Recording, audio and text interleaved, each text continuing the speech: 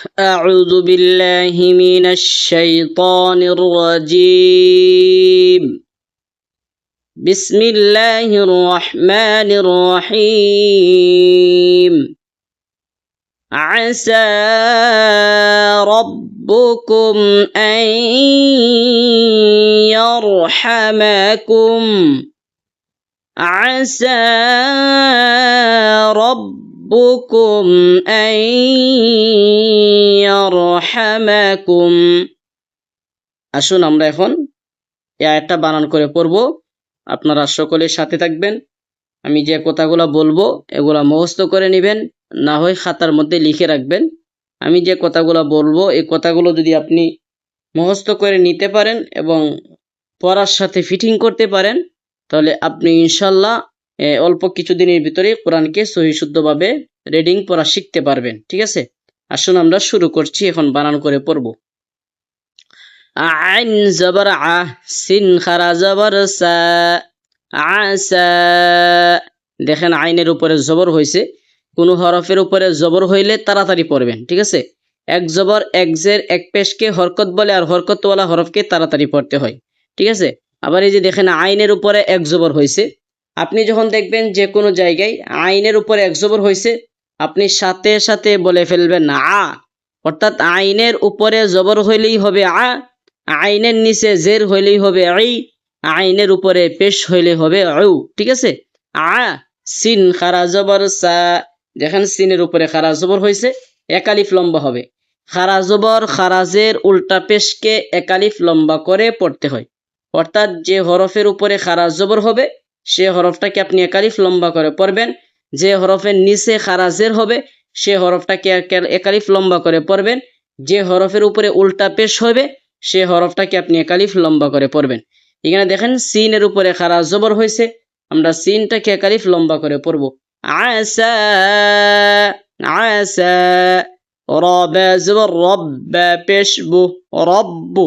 দেখেন রার উপর এক জবর হয়েছে, রা হরফটাকে 7 অবস্থায় পুর করে পড়তে হয়। প্রথম অবস্থায় হলো রার উপরে যখন জবর অথবা পেশ হবে তখন রাটাকে পুর করে পড়বেন, মোটা করে পড়বেন। রব্বু, রব্বু, কাফ মিম পেশ কুম, রব্বুকুম, রব্বুকুম।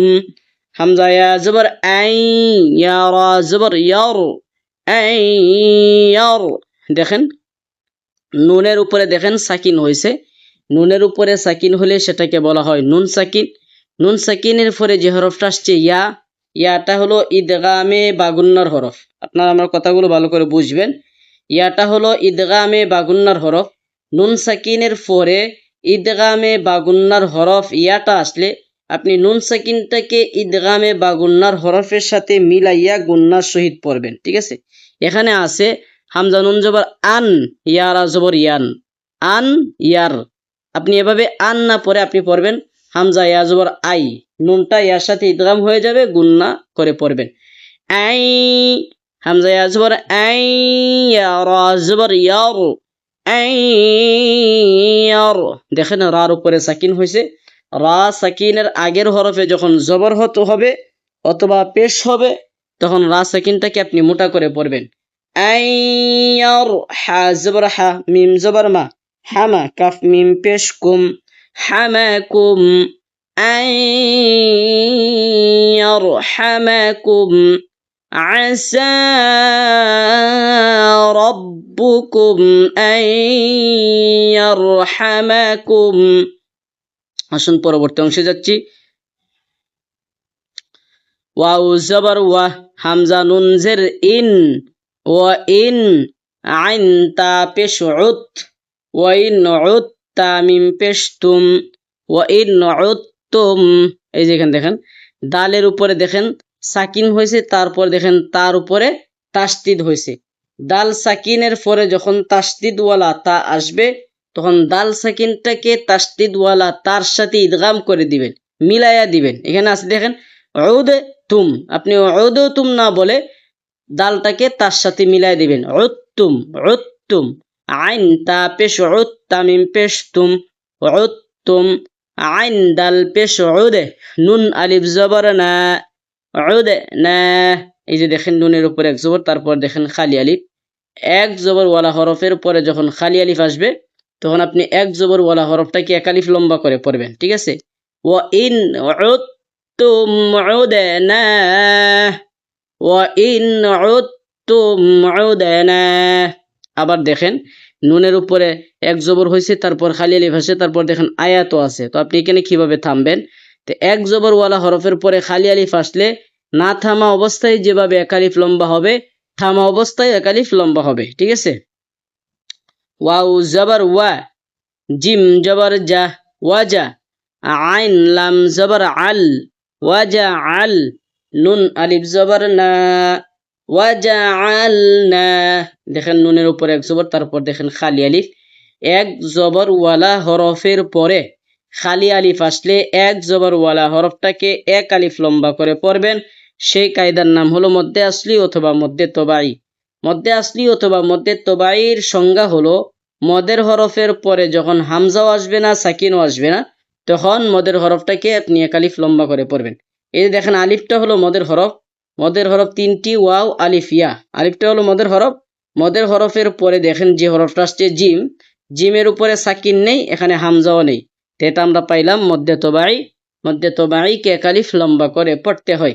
ওয়াজআলনা, ওয়াজআলনা, জিম জবর জা, হানুন জবর হান, জাহান। দেখেন নুনের উপরে তাসদিদ হয়েছে। আমরা পড়েছি নুনে মিমে তাসদিদ গুন্না করা ওয়াজিব, অর্থাৎ কোনো জায়গায় নুনের উপরে যখন তাসদিদ হয় তখন সে নুনটাকে গুন্না করা ওয়াজিব। মিমের উপরে তাসদিদ হলে গুন্না করা ওয়াজিব। এখানে দেখেন নুনের উপরে তাসদিদ হয়েছে, এখানে গুন্না করা ওয়াজিব। ওয়াজিব গুন্না বলে এটাকে। আর ওয়াজিব গুন্নাকে এক আলিফ লম্বা করে পড়তে হয়। জাহান, নুন জবর না, মিম জবর মা, জাহান্নামা, ওয়াজআলনা জাহান্নামা, ওয়াজআলনা জাহান্নামা। লাম লাম জের লিল, কাফ খারা জবর কা, লিল কা, ফা জের ফি, রা ইয়া জের রি, লিল কাফিরি, নুন জবর না, লিল কাফিরিনা। দেখেন কার উপরে দেখেন খারা জবর। আপনি যখন দেখবেন যে কোনো জায়গায় যে কোনো হরফের উপরে খারা জবর হয়েছে, তখন আপনি সে খারা জবর ওয়ালা হরফটাকে এক আলিফ লম্বা করে পড়বেন। খারা জবর খারাজির উল্টা পেশকে এক আলিফ লম্বা করে পড়তে হয়। দেখেন রান নিচে এক জের, তারপরে দেখেন ইয়া সাকিন। এক জের ওয়ালা হরফের পরে ইয়া সাকিন আসলে আপনি এক জের ওয়ালা হরফটাকে এক আলিফ লম্বা করে পড়বেন। সেই কায়দার নাম হলো মধ্যে আসলে অথবা মধ্যে তবাই। হা জবর হা, সদ ইয়া জের সি, হাউসি, রা আলিফ দুই জবর রান, হাসিরান। দেখেন রার উপরে দুই জবর, তারপর দেখেন আয়াত আছে, এখানে থামতে হবে। তো দুই জবরওয়ালা হরফের উপরে থামার নিয়ম হলো দুই জবরওয়ালা হরফ থেকে দুই জবরকে ফেলে দিয়ে সাকিন দিবেন, সরি, দুই জবরওয়ালা হরফ থেকে এক জবরকে ফেলে দিয়ে এক আলিফ লম্বা করে পড়বেন। এখানে দেখেন হাসিরান আছে, যদি আমরা থামি তাহলে হবে হাসিরা, লিল কাফিরিনা হাসিরা।